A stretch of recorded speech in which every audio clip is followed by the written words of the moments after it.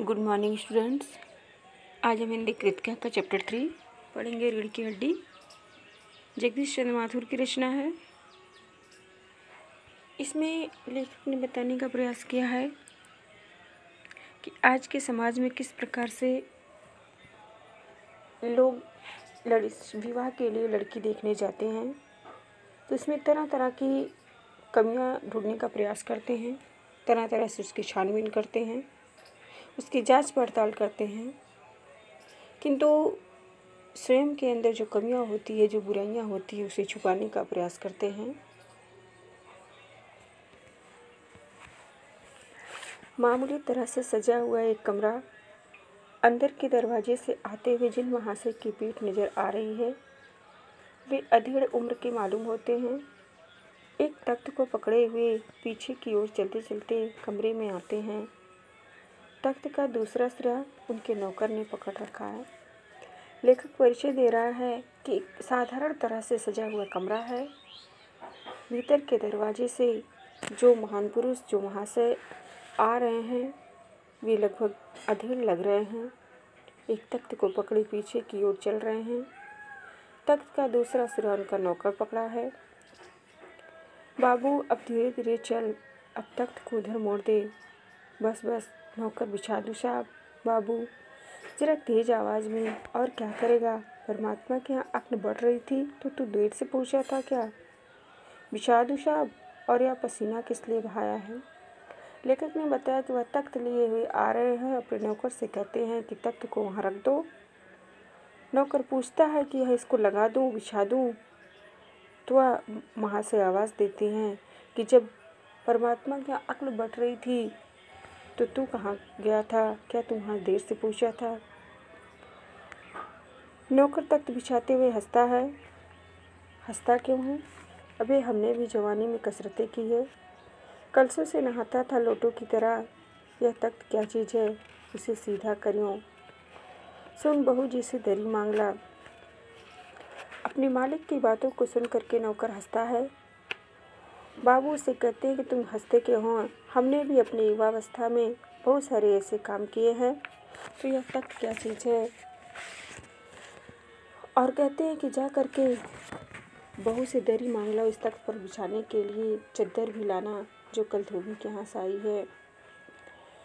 नौकर जाता है। बाबू साहब इस बीच मेज पोस्ट ठीक करते हैं, एक झाड़न से गुलदस्ते को साफ करते हैं, कुर्सियाँ पर भी दो चार हाथ लगाते हैं।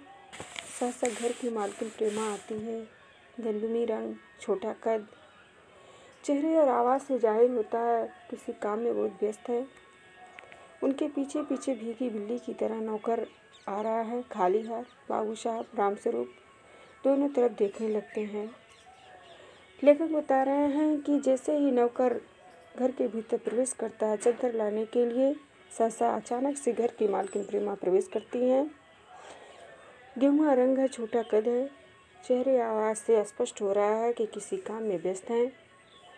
उनके पीछे पीछे उनका नौकर भी बिल्ली की तरह आता है। प्रेमा, मैं कहती हूँ तुम्हें इस वक्त धोती की क्या जरूरत पड़ गई? एक तो वैसे ही जल्दी जल्दी में। रामस्वरूप, धोती? प्रेमा, हाँ अभी तो बदल कर आए हो, फिर ना जाने किस लिए। रामस्वरूप, लेकिन तुमसे धोती मांगी किसने? प्रेमा, यही तो कह रहा था रतन। रामस्वरूप, क्यों बे रतन, तेरे कानों में डांट लगी है क्या? मैंने कहा था धोबी के यहाँ से जो चद्दर आई है उसे मांग ला। तेरे लिए दूसरा दिमाग कहाँ से लाऊं, उल्लू कहेगा। अब लेखक ने बताया है कि जो रामस्वरूप का नौकर है थोड़ा ऊंचा सुनने वाला है। जब वह उनसे धोबी के यहाँ से आई हुई चद्दर मांगते हैं तो वह घर की मालकिन से जाकर कहता है कि धोती दे दीजिए, और वह काम में व्यस्त रहती है और काम को छोड़कर बाहर आकर पूछती है कि आपको धोती की क्या ज़रूरत है? तो कहते हैं कि धोती किसने मांगी? मैंने तो यह कहा कि धोबी के यहाँ जो चद्दर आई है उसे मांग कर ला। और इस प्रकार अपने नौकर को डांटता है। प्रेमा, अच्छा जा, पूजा वाली कोठरी में लकड़ी के बॉक्स के ऊपर धुले हुए कपड़े रखे हैं ना, उन्हीं में से एक चद्दर उठा ला। रतन, और दरी? दरी तो यहीं रखी है कोने में, वहाँ पड़ी तो है। रामस्वरूप दरी उठाते हुए, और बीबी जी कमरे में हारमोनियम उठा ला और सितार भी, जल्दी जा। रतन जाता है। पति पत्नी तख्त पर दरी बिछाते हैं प्रेमा, लेकिन वह तुम्हारी लाडली बेटी तो मुंह फुलाए पड़ी है। दोनों पति पत्नी आपस में बातचीत करते हैं, मेहमानों के आने की स्वागत की तैयारी करते हैं और रामस्वरूप नौकर से कहते हैं कि कमरे में से हारमोनियम और सितार भी उठा लाना। तभी उनकी पत्नी प्रेमा कहती है, तुम्हारी जो लाडली बेटी है, प्यारी बेटी है, वह नाराज होकर मुंह फुलाकर पड़ी है। रामस्वरूप मुंह फुलाए है और तुम इसकी माँ किस मर्ज की दवा हो। जैसे तैसे करके तो वो लोग पकड़ में आए हैं। अब तुम्हारी बेवकूफ़ी से सारी मेहनत बेकार जाए तो मुझे दोष मत देना। प्रेमा कहती, तो मैं ही क्या करूं, सारे जतन करके तो हार गई। तुम्हें उसे पढ़ा लिखा कर इतना सिर चढ़ा रखा है। मेरी समझ में तो ये पढ़ाई लिखाई के जंजाल आते नहीं। अपना ज़माना अच्छा था, आ ई पढ़ ली, गिनती सीख ली, बहुत हुआ तो स्त्री सुबोधनी पढ़ ली। सच पूछो, स्त्री सुबोधनी में ऐसी ऐसी बातें लिखी है, ऐसी बातें कि क्या तुम्हारी BA MA की पढ़ाई होगी। और आजकल के तो लक्षण ही अनोखे हैं। रामस्वरूप अपनी पत्नी से पूछते हैं कि यदि हमारी बेटी मुंह फुलाकर नाराज होकर पड़ी है तो तुम माँ हो और बेटियां माँ के ज़्यादा करीब होती है, तुम किस मर्ज की दवा हो, तुम किस काम आओगी। और बड़े मुश्किल से यह रिश्ता मिला है, बड़े मुश्किल से ये लोग इस रिश्ते के लिए तैयार हुए हैं और किसी तरह से यह रिश्ता छूटता है, टूटता है तो तुम्हारी बेवकूफ़ी होगी, फिर मुझे दोष मत देना। प्रेमा जवाब देती है कि मैं क्या करूं, मैं सारे उपाय करके हार गई। तुमने उसे इतना ज़्यादा पढ़ा लिखा दिया है, पढ़ा लिखा कर सिर पर चढ़ा रखा है। मेरी समझ में पढ़ाई लिखाई के जंजाल नहीं आते। अपना ज़माना अच्छा था, उसमें लोग लड़कियों को ज़्यादा पढ़ाने पर जोर नहीं देते थे। बहुत हुआ तो वर्णमाला का ज्ञान कर लिया, गिनती सीख ली, स्त्री सुबोधनी पढ़ ली। और स्त्री सुबोधनी में इस प्रकार की बातें लिखी रहती थी कि आजकल BA MA की पढ़ाई में भी वैसे गुण नहीं दिखाई देते। रामस्वरूप ग्रामोफोन बाजा होता है ना प्रेमा, क्यों? रामस्वरूप 2 तरह का होता है, एक तो आदमी का बनाया हुआ, उसे एक बार चलाकर जब चाहे तब रोक लो, और दूसरा परमात्मा का बनाया हुआ।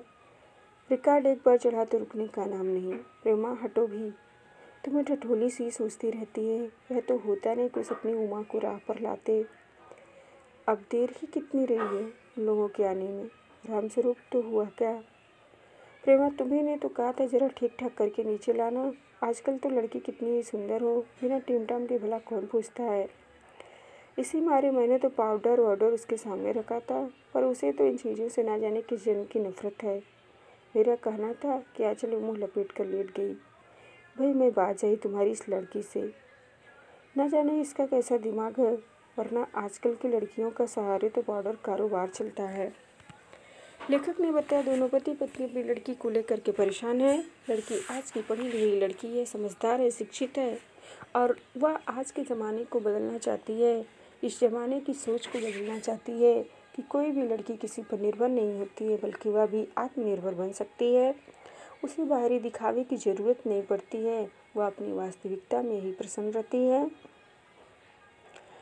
यहाँ पर प्रेमा ने कहा है कि आजकल के समय में लड़की कितनी सुंदर हो, किंतु उन्हें बाहरी दिखावे की ज़रूरत के बिना कोई नहीं पूछता।